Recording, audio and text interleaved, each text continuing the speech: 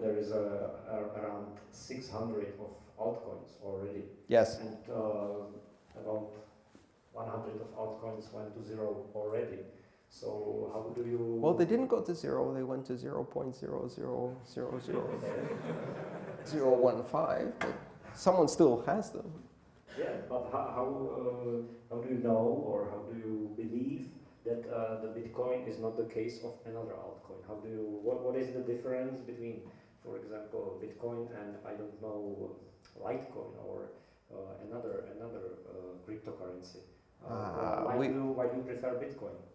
We did it first, we did it best. We've got the absolute best development team in the industry, the most intelligent, amazing scientists, engineers, software engineers, and development teams that are building amazing stuff every day. And I can barely keep up. You know, just when I think it's like, okay, I'm done reading for the day, and somebody drops segregated witness on me or some new innovation, and I'm amazed again. So, I mean,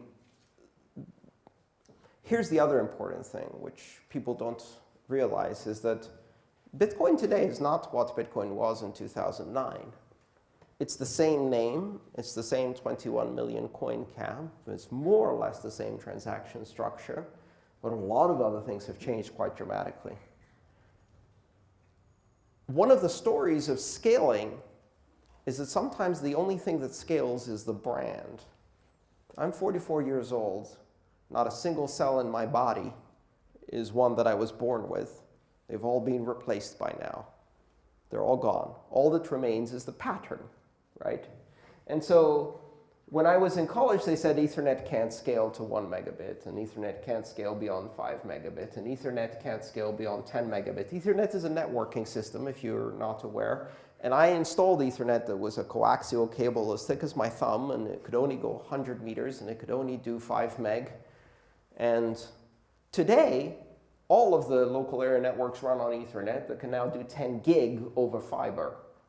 But how much of that is really Ethernet, and how much of that is just the word Ethernet attached to what we made it into? Because it's a different distribution medium, a different architecture. The only things that are really the same are maybe the frame size and the brand. So one of the issues that you have to reconcile yourself with is that Bitcoin 15 years ago 15 years from now, may only share with today's Bitcoin 3 or 4 fundamental properties, a 21 million coin cap. That's not going away. If that goes away, it's not Bitcoin. But that, the brand name, and some basic architecture characteristics, everything else may change. Everything else may be completely revised, and we'll just still call it Bitcoin. So I don't believe that we need to worry too much, but altcoins to me are a very important part of the ecosystem. And in fact, the more we have and the more they experiment, the better it is. Something really important happened this year. People fled Bitcoin into Ethereum. And that was awesome. That was awesome.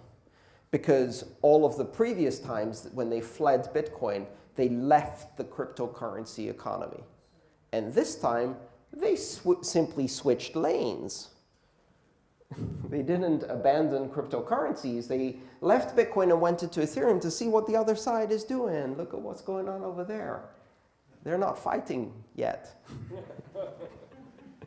They're still scaling for now. And look, it's all cozy and nice, and they've got contracts and smart stuff.